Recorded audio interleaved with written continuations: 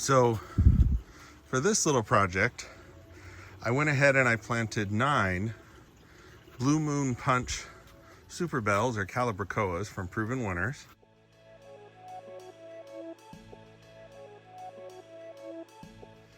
Back here in the Wisteria Garden. I did have some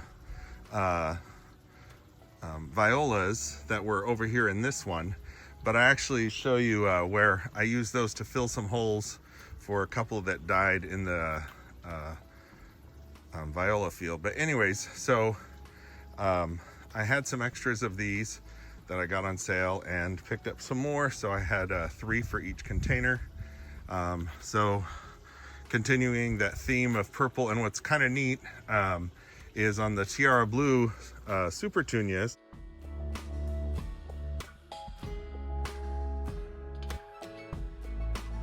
you'll see that it's white in the middle with the color on the outside, but on these Blue Moon Punches, it's dark in the middle and white on the outside. So I thought that was kind of cool. And look how beautiful the blooms on this Caroline Japanese wisteria are. Let me give it a smell. Oh, and they smell nice too. Lots and lots of leaves coming in. So this guy is loving life and he's about to just go crazy. I've got stuff coming up the whole part here. And then like I said, I've got 3 in each. I'll get some wood mulch up on the top of these other 2, but you know, redid the drip and everything. Of course, for these, I gave a little biotone starter and some of the Proven Winners time release, because Superbells are heavy feeders. And again, Superbells, they say they do, because they like good drainage, that they tend to do better in containers. Of course, if you live on a pile of sand like I do, they tend to do pretty good in the ground too. But over here you can see back there in the corner and over here, I had a couple of violas that died, and so I was able to fill in the purple ones. I also removed yellow ones that were just volunteering, although I made a point of, like I said, any predominantly yellow violas I would extricate and transplant somewhere else. And then what I'm doing right now, that I definitely wanted to come grab the camera for and show you, was, so I'm planting this 3rd Alstroemeria or Peruvian Lily.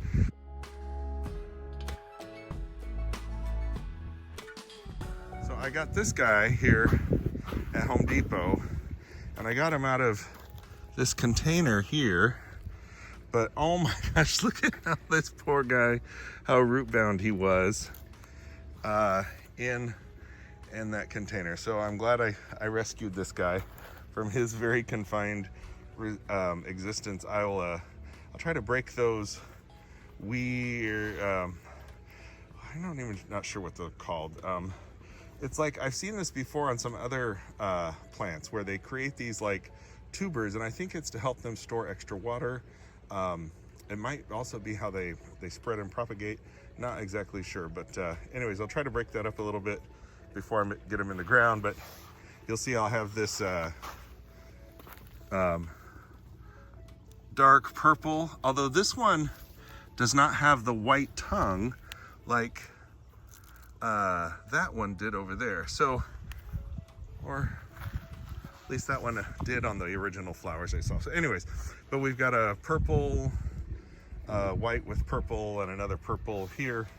And that gives you a nice, fills out this space right here along the edge of the Hibiscus Garden. So anyways, I'm gonna go ahead and get this guy in the ground, and I'll show you what it looks like when I'm done.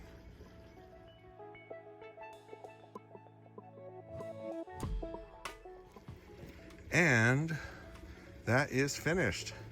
So I kind of had to replant him because I realized I centered it between the outlet box and the white Alstroemeria, but I'm like, oh, that's not what I wanted to do. I'm actually wanting him to grow up around the electrical box a little bit. So I sort of dug the hole off to the left a little bit and slid them over. But love those three. Again, those should spread out.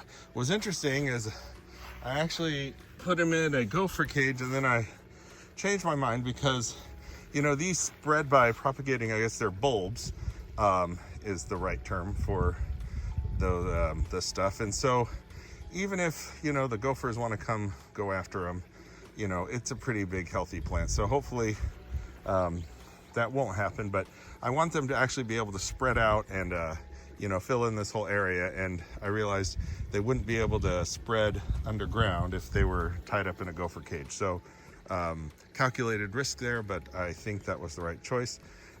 Again, so we've got this sort of area of Alstroemeria. We've got some beautiful red over in the tropical garden.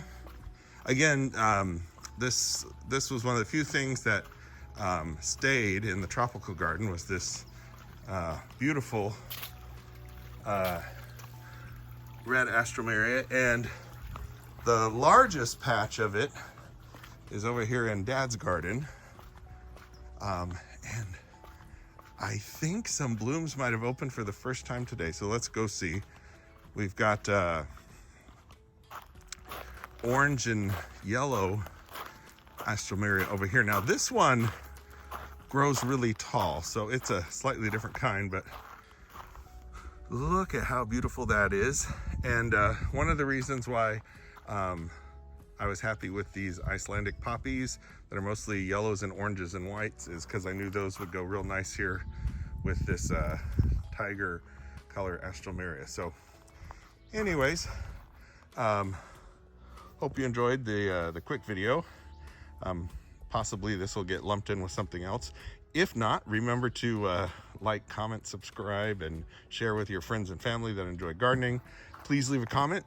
Tell me if you have a favorite color of Alstroemeria, and maybe I can find it. I have a little room left. I respond to all comments, and have a wonderful evening. And until the next video, happy gardening.